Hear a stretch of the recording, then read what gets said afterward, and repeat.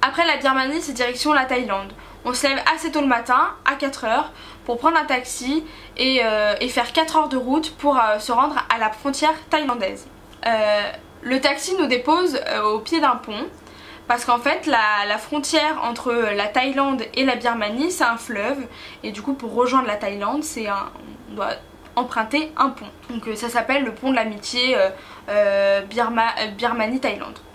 Donc il nous dépose au pied du pont parce qu'il ne peut pas traverser la frontière. Donc on enfile nos sacs à dos et on se rend au bureau de l'immigration birmane pour faire tamponner nos visas de sortie. Après avoir tamponné nos visas, on traverse le pont. Il faisait très chaud, les sacs étaient lourds comme d'habitude, donc c'était un peu long. On traverse le pont et on arrive du coup sur le sol thaïlandais. On passe toujours par l'immigration pour faire nos visas, c'est une procédure obligatoire. On remplit des papiers, nom, prénom, et on passe devant la douanière pour se faire enregistrer nos empreintes et qu'elle nous délivre le sésame, le visa. Donc on commence, Marion passe, maman passe, je passe, papa passe en dernier, donc la douanière prend son passeport, on la voit farfouiner et elle nous montre que le douanier birman n'a pas tamponné le visa de sortie de papa. C'était quand même le comble parce que c'est la seule chose que doit faire le douanier birman, c'est-à-dire tamponner nos passeports. On n'était quand même que 4 à ce moment-là et il a réussi à oublier de le faire. Bon, on va passer outre. Papa a dû du coup en 4e vitesse remonter tout le pont pour pouvoir enfin faire tamponner son visa parce qu'il ne pouvait pas rentrer en Thaïlande tant qu'il n'avait pas fait tamponner son visa en Birmanie. Tout va vite, on doit se dépêcher, on a un bus à 10 h dans une petite ville au bord de la frontière thaïlandaise pour rejoindre notre première vraie ville qu'on va visiter en Thaïlande, Chiang Mai. Après environ 6h30 de bus, dans un bus tout confort, 4 étoiles on pourrait même dire, avec des sièges en cuir, très agréable, on arrive donc à Chiang Mai. On rejoint notre hôtel en taxi et on se pose car mine de rien, le trajet ça fatigue. On arrive à Chiang Mai assez tard, du coup on n'a rien fait pour notre première journée en Thaïlande. On commence notre deuxième journée à Chiang Mai, du coup en Thaïlande, par une visite de la vieille ville, parce qu'en fait dans Chiang Mai il y a une espèce de forteresse en carré en plein milieu de la ville qui cercle la vieille ville. Donc on décide de faire une petite balade de ce quartier en faisant les pagodes les plus importantes. On fait une pagode et malheureusement papa se sent pas très bien. Il décide de prendre un tuk-tuk pour rentrer à l'hôtel pour se reposer au frais avec la clim de l'hôtel parce que mine de rien il fait très chaud, même si à chaque fois on décide de partir assez tôt le matin pour pouvoir visiter à la fraîche. Donc papa rentre à l'hôtel, mais nous avec maman et Marion on continue nos visites et on finit notre circuit.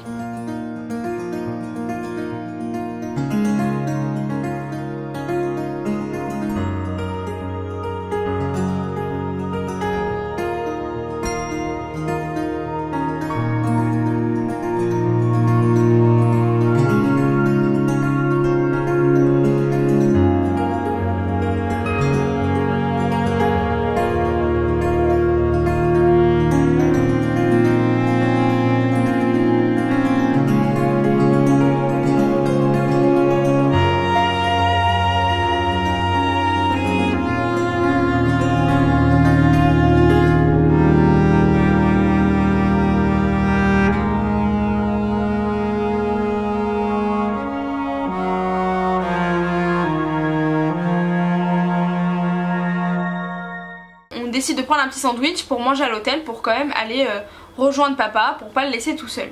Le soir avec Marion et maman on décide d'aller découvrir le marché nocturne de Chiang Mai pour pouvoir un peu voir l'ambiance de cette ville la nuit et enfin faire nos achats de souvenirs aussi. Mais papa se sent toujours pas très bien, du coup il préfère rester à l'hôtel.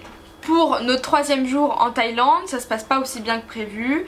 Papa est toujours pas en forme, du coup on préfère aller à l'hôpital pour s'assurer qu'il n'y a rien, faire des analyses et voir un médecin. Toutes les analyses faites, finalement rien de très grave, le médecin lui prescrit quelques médicaments pour qu'il se sente mieux. On profite donc de cette journée pour tous se reposer un peu, parce que mine de rien ces derniers jours ça a été un peu la course. Mais c'est aussi pour ça qu'il n'y a pas eu de vidéo pendant un petit moment, parce que papa préférait se reposer, hein. Vous pouvez voir que c'est le même décor que la dernière vidéo, car en fait on les tourne en même temps, car on a pris un petit peu de retard sur les vidéos, puisque papa était pas très bien. Pour nos derniers jours à Chienmai, papa se sent beaucoup mieux vu qu'il a pris ses médicaments, donc on décide de prendre un taxi pour faire visiter les alentours de cette ville. Notre petit périple pour cette journée commence avec un petit temple assez sauvage au milieu de la nature, recouvert par les lierres, les arbres, enfin c'était assez impressionnant. Il y avait un petit cours d'eau, c'était vraiment magnifique, on n'en avait pas vu des comme ça avant, c'était vraiment sympathique.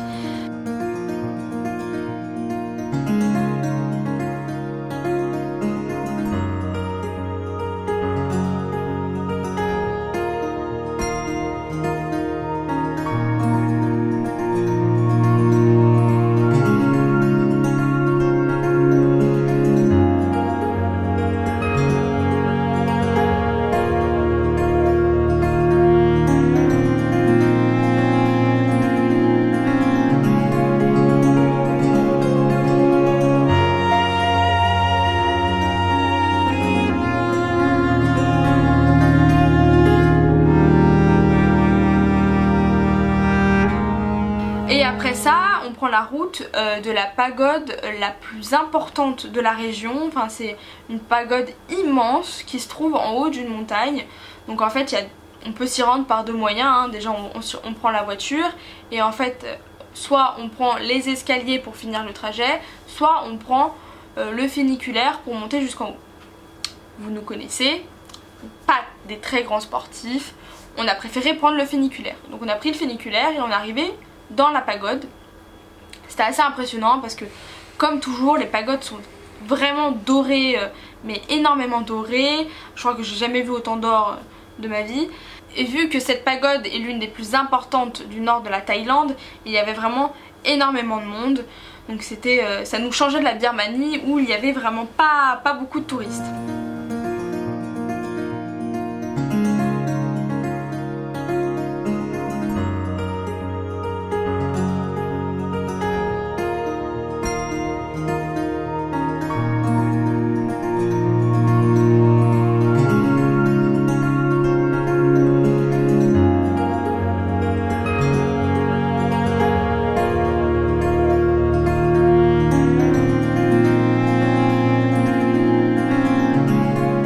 Après cette visite, il est l'heure de déjeuner. Du coup, maman a choisi d'aller déjeuner vers un petit lac.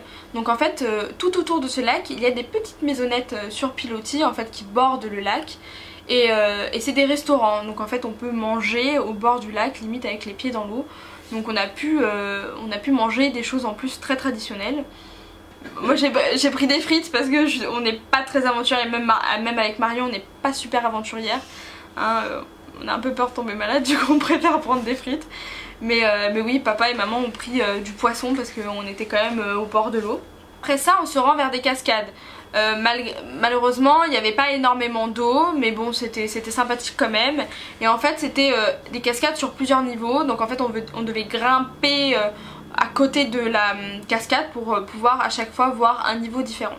Donc on a fait à peu près 1 heure de marche pour se rendre tout en haut. C'est déjà la fin d'après-midi, on décide d'aller au marché nocturne avec papa pour lui faire découvrir ça parce que nous on l'avait déjà vu, mais vu qu'il n'avait pas pu y aller on va avec lui. Et c'était assez impressionnant, hein, faut pas oublier qu'on est en Thaïlande. Du coup on a pu voir de nombreuses contrefaçons, hein, c'est-à-dire du Gucci, du Chanel, du North Face aussi, des modèles qui n'existent même pas dans les marques, hein, quand même, je pense que ça a noté. C'était vraiment marrant à voir parce que ils essayaient tous de te vendre quelque chose, enfin c'était impressionnant. Dans ce marché nocturne, il y a une espèce de petite place avec des tables au milieu et tout autour des restaurants, des petites échoppes. Et on a décidé de dîner là-bas parce que c'est quand même beaucoup plus simple, parce que chacun peut choisir ce qu'il veut manger. S'il y en a un qui veut manger du poisson, l'autre des frites, enfin chacun choisit et comme ça au moins tout le monde est content. On a pu aussi voir sur ce marché nocturne des danseuses thaï, enfin ça c'est particulier, hein. Mais on a pu voir ça, c'était sympathique. Donc c'est avec ce marché nocturne que nos aventures à Chiang Mai s'achèvent car demain on se lève tôt, direction Chiang Rai. Pour se rendre à Chiang Rai, on prend un bus d'environ 3h30, un bus standard, le matin. On part vers 7h, 7h30 et on arrive là-bas fin de matinée. Tout se passe très vite, on va à notre hôtel, on pose nos bagages et on se rend directement dans un petit restaurant pour aller déjeuner. Enfin j'ai dit petit restaurant, c'est pas vraiment un petit restaurant. En fait c'était une adresse que maman avait trouvée sur un blog, mais on n'avait pas contrôlé les prix avant d'y aller. On s'est retrouvé dans un truc un peu guindé, billard, enfin c'était assez guindé quoi. Et on est arrivé avec nos sacs à dos, nos chaussures de marche, enfin un peu des bourrins quoi. On dénotait un petit peu dans le restaurant. Mais par contre la vue était exceptionnelle, avec des petits bambous, on voyait l'eau, enfin c'était vraiment sympathique quand même. Et le prix aussi était sympathique du coup parce que c'était beau mais ça avait un prix quoi. On prend vite un taxi pour se rendre au temple noir de Chiang Rai. La particularité de ce temple, en fait c'est un temple qui a été créé par un artiste thaïlandais qui est apparemment l'artiste thaïlandais le plus reconnu dans le monde. Le temple noir a été créé en réponse au temple blanc, donc en fait l'artiste a choisi de le placer à l'opposé du temple blanc. Ce temple était assez particulier, hein, c'était pas vraiment un temple, hein, c'était plus une espèce de musée-temple. Et c'est assez particulier parce qu'il se composait de petits bâtiments un peu, enfin c'était un grand terrain avec plusieurs bâtiments. Donc c'était assez particulier car il y avait beaucoup de peaux de bêtes, de cornes, d'animaux, enfin... Vous verrez avec les petites images qu'on vous mettra, vous arriverez à vous faire une propre idée du travail qu'il a fait. Qu'en fait cet artiste a créé ce temple noir pour faire un peu, pour provoquer et pour vraiment différencier du temple blanc qui a été fait, qui est vraiment littéralement différent quoi, c'est énormément différent.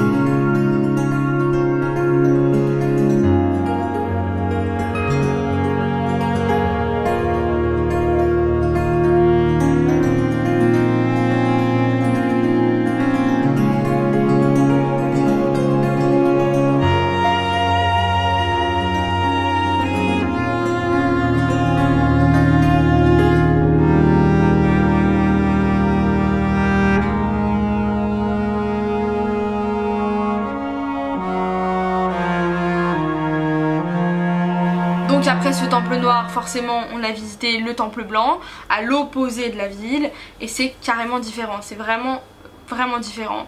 On a plus l'impression de se rendre dans un temple, un vrai temple entre guillemets, parce qu'il est d'un blanc immaculé.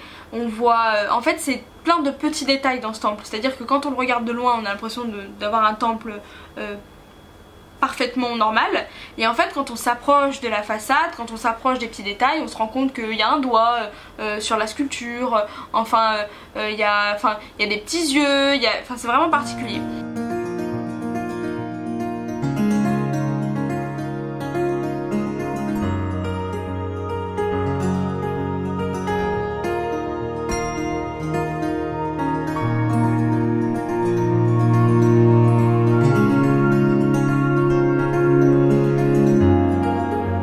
Après ce temple, on se rend dans le marché nocturne de Chiang Rai pour pouvoir encore acheter des petits souvenirs et enfin manger sur place, car comme à Chiang Mai il y a une petite place avec plusieurs restaurants. On rentre vite à l'hôtel car il faut qu'on fasse nos valises, car le lendemain on a un avion direction le Cambodge. C'est ainsi que s'achève du coup notre première partie en Thaïlande. N'hésitez pas à nous suivre si vous voulez découvrir notre petite surprise. Et on se retrouve du coup au Cambodge. Je vous fais des gros bisous et à bientôt.